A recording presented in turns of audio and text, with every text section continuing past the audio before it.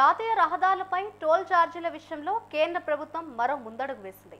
హైవేలపై toll ప్లాజాలు కనిపించవు, FASTag అవసరం ఉండదు, అంతా టెక్నాలజీ ఆధారంగానే ఉంటుంది.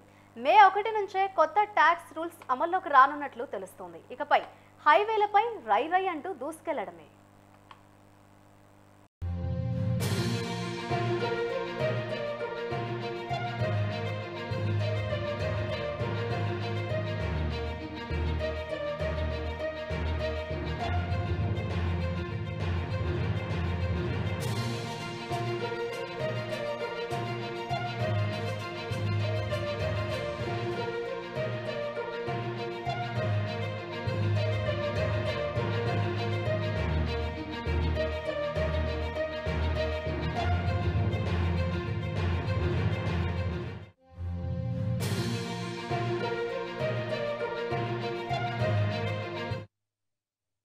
జాతీయ రహదారుల ప్రాధికార సంస్థ NHAI మే 1, 2025 నుంచి ఫాస్టాగ్ విధానాన్ని నిలిపివేయనున్నట్లు తెలుస్తోంది. ఫాస్టాగ్ ఆపేసి GPS ఆధారిత టోల్ వసూలు విధానాన్ని ప్రవేశపెట్టబోతోంది. ఈ కొత్త విధానంలో హైవేలపై భౌతిక టోల్ ప్లాజాలను తొలగిస్తారు. టోల్ ఛార్జీలు వాహనం ప్రయాణించినంత దూరం ఆధారంగానే ఆటోమేటిక్ గా వసూలు చేస్తారు. అంటే టోల్ చెల్లించేందుకు వాహనాన్ని టోల్ ప్లాజాల వద్ద ఆపాల్సిన పని లేదు. అయితే ఈ కొత్త విధానాన్ని మొదట కమర్షియల్ వాహనాలకు అమలు చేయనున్నట్లు తెలుస్తోంది. ఆ తర్వాత కార్లు, బస్సులు వంటి ప్రయాణికుల వాహనాలకు వర్తింపజేయనున్నారని సమాచారం.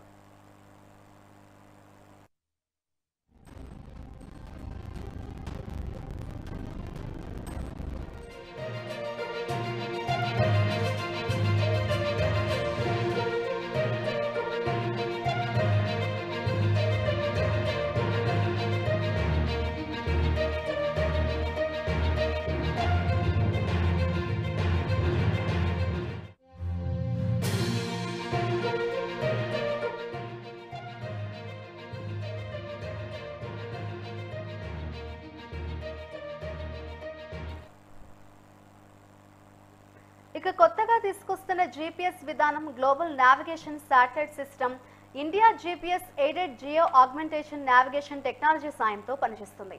ప్రతి వాహనంలో ఆన్బోర్డ్ యూనిట్ లేదా ట్రాకర్ అమర్చుకోవాల్సి ఉంటుంది. ఇదే అంశంపై మరింత సమాచారాన్ని మా ప్రతినిధి సాగర్ అందిస్తారు. సాగర్, చెప్పండి, మే 1, 2025 నుంచి చూస్తే అటు ప్రస్తుతం టోల్ విధానం అయితే నిలిపివేయనున్నట్లు తెలుస్తోంది. కొత్తగా వచ్చే GPS ఆధారిత టోల్ విధానానికి సంబంధించి మనం ఎలా చూడొచ్చు అంటారు? ఇది నిజంగానే సామాన్య ప్రజలకు, అందరి ప్రజలకి శుభవార్త అంటారా? వాహనదారులకు కేంద్రం గుడ్డు చెప్పింది. మే 1 నుంచి సరికొత్త GPS ఆధారిత టోల్ కలెక్షన్ సిస్టమ్ అమల్లోకి రానుంది. National Highway Authority of India NHAI FASTag స్థానంలో GPSL విధానాన్ని తీసుకొస్తుంది. ఈ కొత్త టోల్ విధానాన్ని పారదర్శకంగా టోల్ వసూలు చేయనున్నాయి. కొత్త GPS ఆధారిత టోల్ విధానాన్ని మరో 15 రోజుల్లో ప్రకటించే అవకాశం ఉందని కేంద్ర రోడ్లు రవాణా శాఖ మంత్రి నితిన్ గడ్కరీ వెల్లడించారు. వచ్చే నెలలో మే 1 నుంచి కొత్త టోల్ సిస్టమ్ ప్రారంభం కానుందని తెలిపారు. ఫాస్టాగ్ బదులు global navigation satellite system GNSS ప్రవేశపెడతామని గడ్కరీ ప్రకటించారు. అయితే global navigation satellite system technology వాహనదారులు ప్రయాణ దూరాన్ని బట్టి టోల్ ఛార్జీలను ఆటోమేటిక్ చేస్తారు. అయితే ఈ టోల్ ప్లాజాల వద్ద వాహనాలు ఆగాల్సిన అవసరం ఉండకుండా ట్రాఫిక్ రద్దీ కూడా ఉండదు. 2016లో ప్రవేశపెట్టిన ఫాస్టాగ్ బదులుగా GNSS టోల్ GPS సిస్టమ్ అందుబాటులోకి 2025 మే 1 నుంచి రానుంది. ఫాస్టాగ్ లో టోల్ ప్లాజా వద్ద సాంకేతిక లోపాలు తలెత్తేవి. దాంతో టోల్ ప్లాజా ఆలస్యం అయ్యేది. అయితే దాంతో హైవే వాహనాలు బారు తీరాల్సి వచ్చేవి. ఇంకా అలాంటి సమస్యలు ఉండదని తెలుస్తుంది. అయితే రద్దీగా ఉండే టోల్ బూత్ల వద్ద క్యూ లైన్ల సిస్టమ్ సమస్యలు, ట్యాగ్ దుర్వినియోగం వంటి సమస్యలు వాహనదారులకు విముక్తి కలిగింది. అయితే రాబోయే GPS ఆధారిత టోల్ కలెక్షన్ సిస్టమ్ వాహనదారులు మానిటరింగ్ చేయడమే కాదు, జాతీయ రహదారులపై ప్రయాణించే వాస్తవ ఆధారిత టోల్ ఫీజుని లెక్కించే global navigation satellite system GNSS టెక్నాలజీని ఉపయోగిస్తుంది. ఈ విధానంతో డ్రైవర్లు ప్రయాణించే దూరాన్ని మాత్రమే చెల్లిస్తే సరిపోతుంది. టోల్ ఛార్జీలు పారదర్శక కలిగి ఉంటుంది. కొత్త నావిగేషన్ విధానాన్ని కింది వాహనాల ఆన్ బోర్డ్ యూనిట్లు కలిగి ఉంటాయి. GNSS టెక్నాలజీ ఉపయోగించి రోడ్డు మార్గాల్లో మూవ్మెంట్స్ ట్రాక్ చేస్తాయి. అయితే నడిచే దూరాన్ని ఆధారంగా కారు నడుపుతున్నప్పుడు ఈ సిస్టమ్ తగిన పేమెంట్ డ్రైవర్ బ్యాంక్ అకౌంట్ లేదా కనెక్ట్ అయిన డిజిటల్ వ్యాలెట్ నుంచి మాత్రమే ఆటోమేటిక్ గా ఈ పేమెంట్ కట్ అవుతుంది. అయితే ఇక ఈ జిఎన్ఎస్ విధానం అమలైతే వాహనాలు ఫిజికల్ టోల్ బూత్ అవసరం లేకుండా వేగంగా ప్రయాణించవచ్చు. అలాగే డ్రైవర్లు ప్రయాణించే దూరాన్ని ఖచ్చితంగా ఛార్జ్ చేస్తారు. అయితే ప్రయాణ సమయంలో టోల్ ఫీజులు ఉంటాయి. టోల్ ప్లాజాల తొలగించడం వలన ట్రాఫిక్ అడ్డంకులు కూడా తొలగనుంటాయి. అయితే ప్రయాణాన్ని సులభం చేస్తుంది. Real time tracking, automatic detection, అవినీతి వంటి కూడా తగ్గుతాయి. National Highway Authority of India NHAI toll వసూలు సిస్టమ్ ద్వారా దశల వారీగా అమలు చేయండి. కానీ మొదటి దశలో ట్రక్కులు, బస్సులు వంటి వాణిజ్య వాహనాలకు ఈ జిఎన్ఎస్ అమల్లో ఉంది. అయితే ఆ తర్వాత దశల వారీగా ప్రైవేట్ వాహనాల్లో చేరనున్నాయి. ఏదైనా సాంకేతిక సమస్యలు ప్రారంభంలో ఇది పరిష్కరిస్తుంది. అన్ని వాహనాలకు అతి త్వరలోనే అందుబాటులో రానుంది. ఇదిలా ఉంటే టోల్ గేట్ల ద్వారా మొత్తం 2023-2024 గత సంవత్సరంలో మనం చూస్తే 55,000 కోట్ల రూపాయల ఆదాయం కేంద్ర ప్రభుత్వానికి లభించింది. అయితే ప్రైవేట్ కార్ల వల్ల కేవలం 8,000 కోట్లు వస్తున్నట్టు మనకు సమాచారం ఉంది. అయితే అలాగే టోల్ ప్లాజాల్లో ఉదయం 6 గంటల నుంచి రాత్రి 10 గంటల వరకు మధ్యాహ్నం దాదాపు 60% మాత్రం వాణిజ్య వాహనాలలో, పగలు రాత్రి ప్రైవేట్ వాహనాలు ఎక్కువగా వెళ్తుంటాయి. ఏడాది టోల్ ప్లాజా కోసం 3,000 రూపాయలు చెల్లించాల్సి ఉండే ఈ పథకాన్ని కూడా మన కేంద్ర ప్రభుత్వం తీసుకొచ్చింది. అయితే సంవత్సరానికి 30,000 రూపాయలు చెల్లించాలని కూడా వీటికి వీలు కల్పించేట సమాచారం. అయితే ప్రభుత్వం నిబంధనల ప్రకారం ప్రతి వాహనం యొక్క జీవితకాలం 15 సంవత్సరాలు నిర్ణయించడం జరిగింది. 15 సంవత్సరాల తర్వాత మాత్రం ఈ విషయం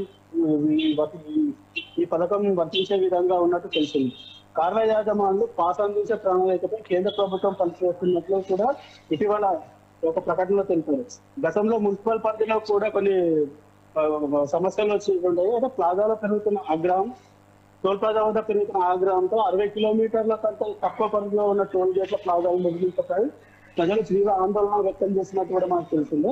అయితే ఈ మే 1న ప్రారంభమయ్యే జిఎన్ఎస్ యాప్ ద్వారా అయితే కేంద్ర మంత్రిత్వ శాఖ జిఎన్ఎస్ పరిష్కారం చూపబోతుందని కూడా అనుకోవచ్చు.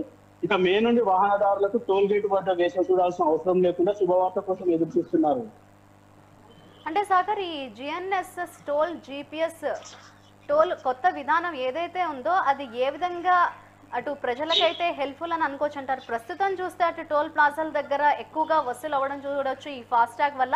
అంటే ఇదంతా తీసేస్తారు, అసలు టోల్ ప్లాజాలే ఉండవు, ఆటోమేటిక్గా బ్యాంక్ కావచ్చు, అలాగే ఏదైనా ట్రాకర్ వల్ల మనీ అయితే కట్ అవుతుంది అంటున్నా. అంటే అది యాక్యురేట్గా పనిచేస్తుంది అంటారా? దీనివల్ల లాభాలు ఏంటి, అలాగే నష్టాలు ఏమని అనుకోవచ్చు అంటారు? అయితే ఈ జిఎన్ఎస్ విధానం కన్నా మన వాహనదారులకు ఇక్కడ ప్రయాణం చేకూర్చేటట్టు తెలుస్తుంది. అయితే ఇంతకు ముందు గతంలో ఫాస్టాగ్ వల్ల కొద్దిగా కిలోమీటర్ల మేరకు బారులు తీరే సమస్య కూడా మనం చూసాము. అయితే కొన్ని సమస్యల వల్ల ఫాస్టాగ్ పనిచేయకపోవడం, సర్వర్ ప్రాబ్లం వల్ల కూడా కొన్ని ప్రయాణికులకు మన టోల్ గేట్స్ సిబ్బందికి కూడా పెద్ద మధ్య సమస్యలు ఎదురాయి. అయితే ఈ జిఎన్ఎస్ విధానం రావడం వల్ల ఎటువంటి సమస్యలు లేకుండా ప్రయాణం కూడా సాఫీగా సాగుతుంది. ఎలాంటి ట్రాఫిక్ ఇబ్బంది కూడా కలగకుండా ఉంటుంది. అండ్ సాగర్, ముందుగా చూస్తే ఈ కొత్త విధానం అనేది కమర్షియల్ వెహికల్స్కే అమలు చేస్తారు, తర్వాత బస్సులు అలాగే కార్లకు కూడా అమలు చేస్తారు అంటున్నారు. అంటే ఎంత టైం పడుతుంది సామాన్య ప్రజలకు కూడా ఈ కొత్త విధానం అయింది అమల్లోకి రావడానికి, ఎంత టైం పడుతుంది అంటారు? ప్రస్తుతం ఈ కొత్త విధానానికి ప్రకటించాక ప్రజల నుంచి ఎటువంటి రియాక్షన్ వస్తుందంటారు? అయితే ఈ జిఎన్ఎస్ విధానానికి ముందుగా కమర్షియల్ వెహికల్స్, బస్సులు, గూడ్స్ వెహికల్స్ కి ముందుగా టెస్టింగ్ ట్రయల్ ముందుగా దానికి జిఎన్ఎస్ విధానాన్ని అమలు చేస్తున్నారు. క్రమేపీ ఈ విధానాన్ని మిగతా వాహనాలకు కూడా అమలు చేయనున్నారు. అయితే మొత్తానికి చూసుకుంటే మాత్రమే ఈ వాహనాలకు ఇలాంటి జిఎన్ఎస్ విధానం చూస్తారని కూడా ప్రజలు కూడా ఆహ్వానిస్తున్నారు. అంటే ఓవరాల్ గా ఇది లాభం అంటారా, నష్టం అంటారా సార్?